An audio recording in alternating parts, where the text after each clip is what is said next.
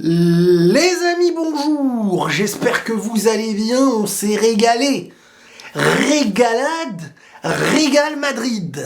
Ça, on m'a dit de le dire, je le dis. Les gars, je sais pas comment je peux vous expliquer ça, j'ai plein de réflexions, mais depuis 2 matchs, là, ça fait 2 matchs, que le Real est hyper séduisant, hyper bon, hyper agréable à jouer et propose un football qui te donne envie de voir 120 minutes de match et pas 90 minutes. Je pense qu'on est tous d'accord, hein, j'ai vu sur les réseaux, on pense à peu près tous la même chose. Et il y a beaucoup de questions qui se posent. Alors avant de parler de tout ça et d'analyser ensemble, on va quand même revenir sur un Real Madrid avec l'absence de Bellingham. Bellingham serait blessé 2 semaines, le temps de la trêve. Est-ce qu'il y a un rapport avec l'idée de garder ses joueurs au repos avant... Je sais pas, mais bon, on va pas s'en plaindre.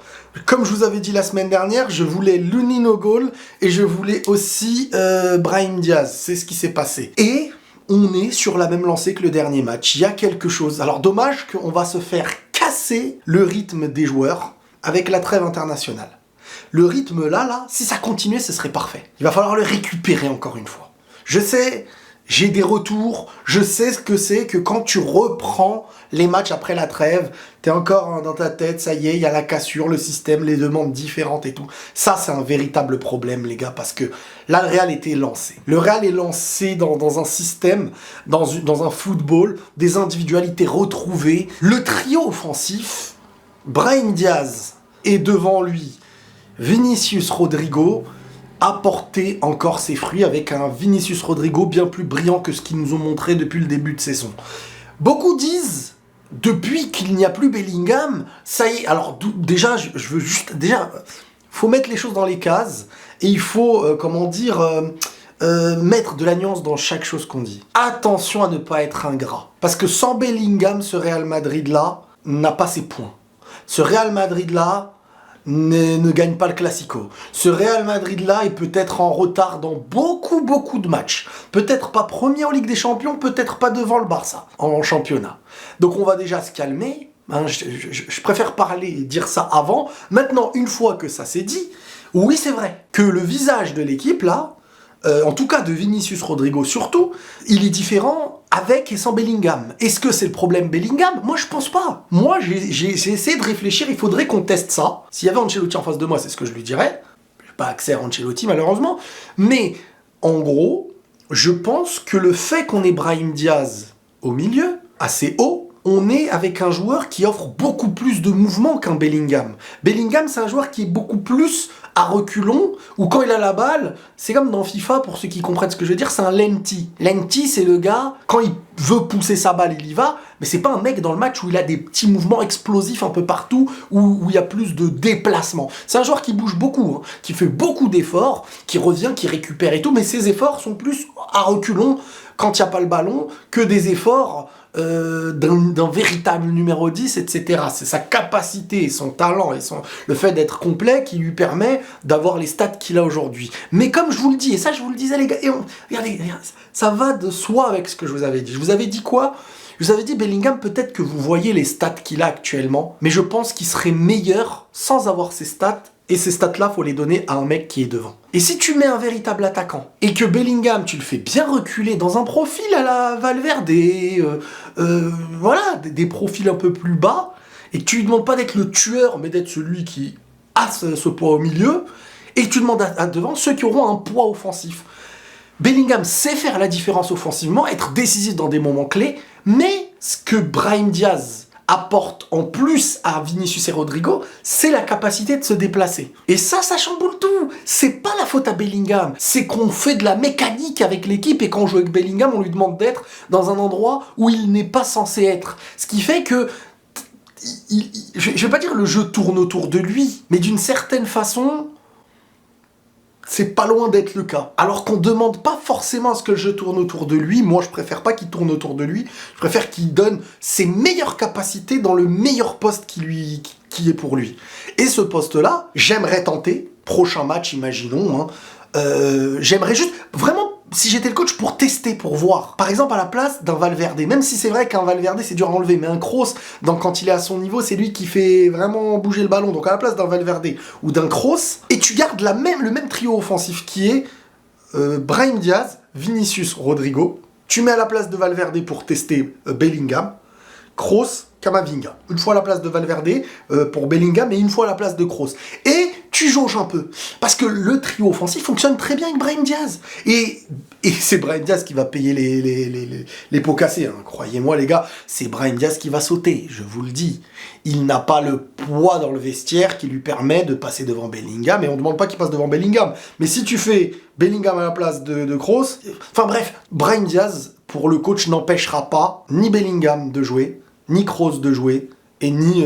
donc, qui va sauter. Sans oublier que Tchouaméni va revenir à un moment donné. Alors, il est vrai que les performances de Camavinga en MDC, là, elles vont être très très difficiles à enlever.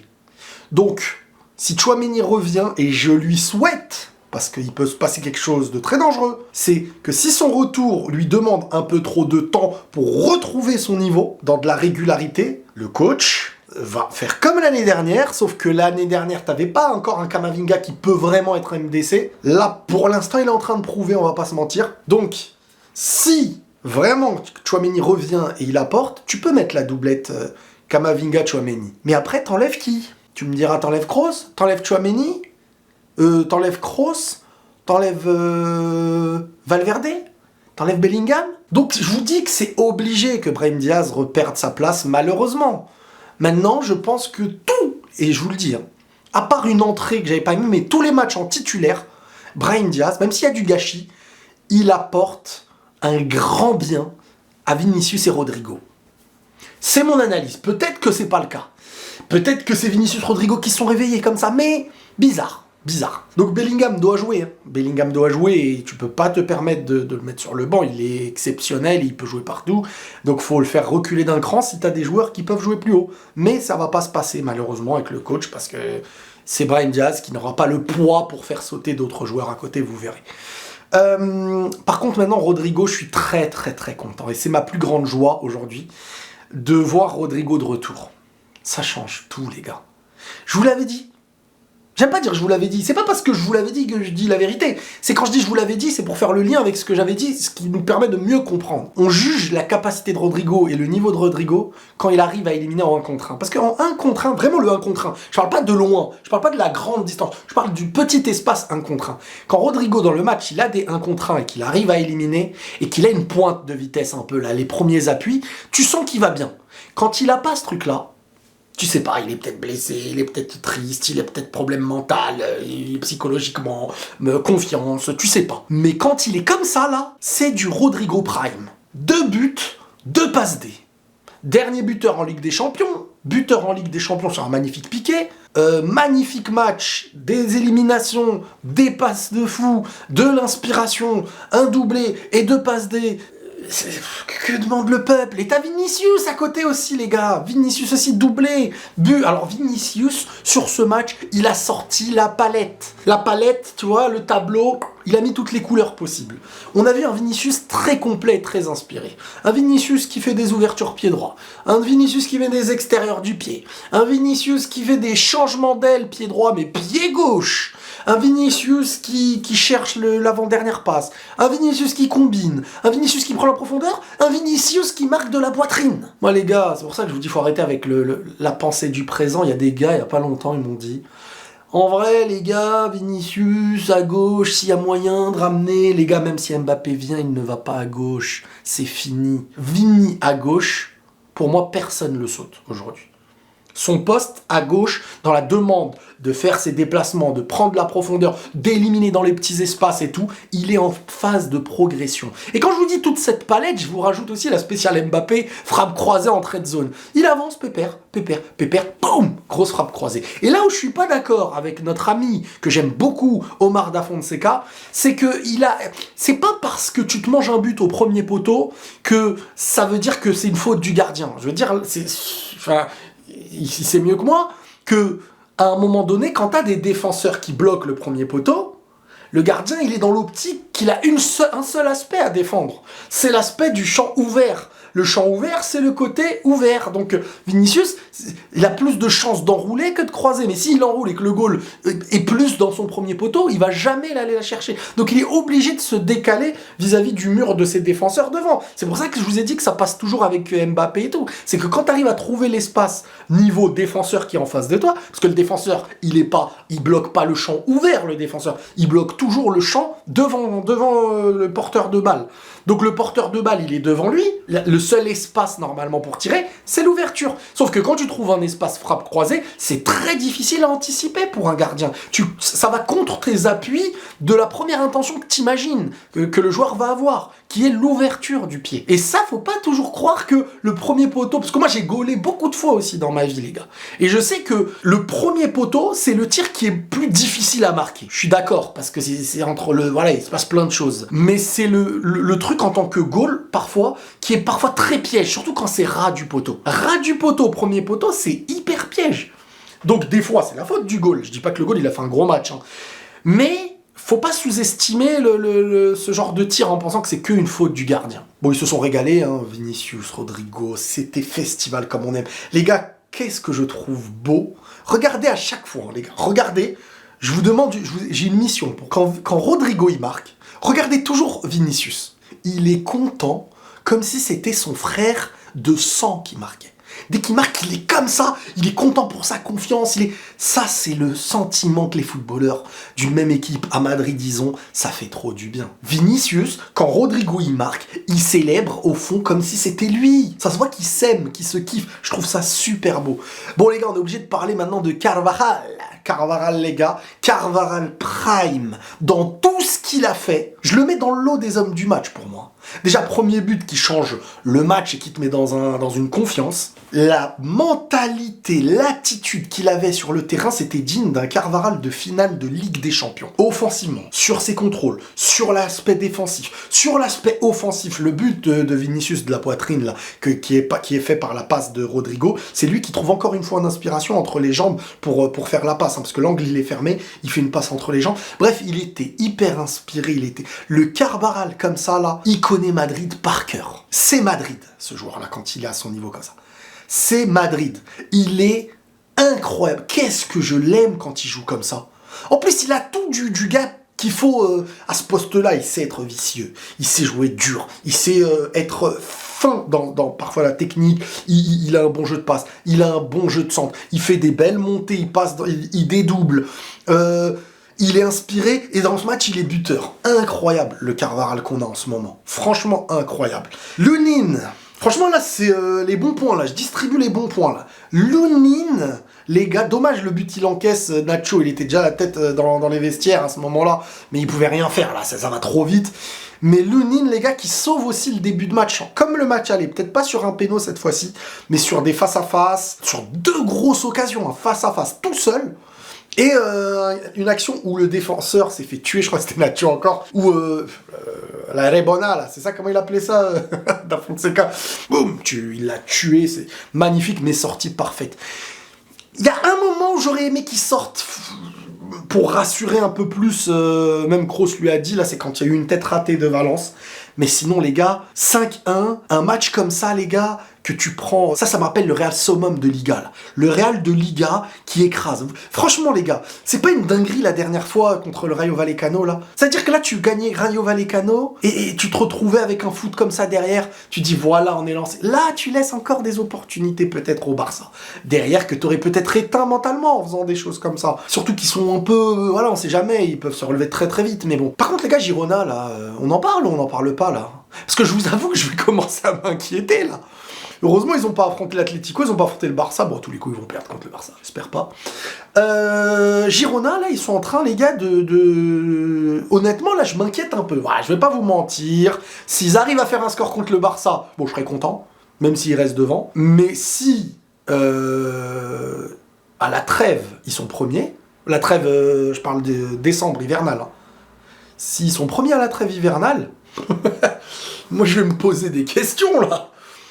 Ils sont incroyables, ils font que des victoires. Il n'y a que contre le Real, ils ont perdu. Et encore, les gars, le match du Real, il est très très piège. Parce que le Real, ils arrivent à marquer sur un début de match où ils se faisaient éclater dans le jeu. Si c'est Girona qui marque, je sais pas comment le Real les rattrape. Mais à l'expérience, à l'expérience. Bref, Camavinga marque énormément de points. C'est pas bon pour Tchouaméni, là, qui est blessé. J'espère vraiment, comme je vous ai dit tout à l'heure, qu'en revenant, il va revenir direct avec des performances, parce que sinon, ça va... Mais bon, cette année, j'ai l'impression que le coach pense plus à faire tourner que d'habitude, donc je pense pas qu'il va mettre Tchouaméni sur le banc bêtement jusqu'à la fin de saison. Mais si les autres méritent plus sur le moment, on pourra pas le reprocher au coach non plus. Brahim Diaz, cette capacité à aller vers l'avant. Alors, des fois, on peut lui reprocher ce truc de... T'es dans un poste, mon ami, où t'es pas sur un côté. Des fois, percuter vers l'avant, oui. Mais parfois, c'est pas la première des premières options que tu dois avoir. Des fois, tu temporises un peu, tu décales et tu fonces. Mais globalement, ça fait extrêmement du bien, un joueur comme ça. Et je sais pas encore, voilà, je vous ai donné mes opinions sur le comment, le pourquoi du comment, le comment du pourquoi. Est-ce que c'est avec lui que devant ils sont meilleurs ou pas? Mais c'est sûr que ça offre des déplacements en plus, en fait. Ça offre des déplacements en plus. Bellingham, c'est pas un joueur qui joue comme ça. Bellingham, c'est un joueur qui sait se déplacer, qui sait accélérer. Mais c'est plus lourd. C'est pas aussi explosif. C'est bien plus fort, dans plein d'autres aspects en tout cas. Ça porte peut-être plus une équipe. Mais... Est-ce que ça, quand on le met haut comme ça bride pas un peu le jeu? Est-ce qu'il faut pas qu'il soit un peu plus bas? Et que plus haut, tu mets des joueurs à leur poste, qui sont là pour être et faire ce qu'ils doivent faire. Parce qu'on s'est trop habitué à Madrid à faire des choses qui ne sont pas demandées, en fait. Bellingham attaquant, ou second attaquant, ou numéro 10. Non, Bellingham, c'est un milieu central. Pour moi, en tout cas. Et tu le mets numéro 10 si t'as envie. Mais devant, tu rajoutes un gars alors en pointe. Mais après, ça fait trop au milieu, t'auras trop de joueurs en moins. Donc tu le mets plus bas, et pourquoi pas essayer avec un... Tu sais, un Bellingham, nous, on l'a à Madrid, peut-être qu'il y a des gens qui l'ont connu que sur cet aspect de mec haut sur le terrain, mais il peut jouer plus bas. Il peut jouer plus bas, il peut avoir le rôle d'un Bellingham, il peut avoir le rôle d'un Valverde sans problème. Alors Valverde, après, c'est très dur de l'enlever parce que cet aspect... Sans ballon, on l'oublie un peu. Kroos, c'est facile. Moi, je suis le premier à toujours dire des fois, dans certains matchs, quand il est hyper pressé, que toute l'équipe, elle est pressée, il est en difficulté, il a du mal il a pas d'espace à trouver des joueurs et tout. Mais c'est vrai que dans la majorité des matchs, on sous-estime ça aussi très bien. Regardez l'ouverture qu'il met à Carvajal sur le premier but. Ça vient de lui. C'est aussi le joueur qui distille. Tu vois, c'est comme Pirlo, c'est comme les joueurs comme ça. Devant la défense, tout vient à lui comme ça. Et c'est lui qui a le radar ensuite. Donc c'est pas facile pour un coach, je peux comprendre. Mais en tout cas, on s'est régalé, les gars. Et j'espère que vous aussi. Prenez tous soin de vous, les amis, et la paix sur vous.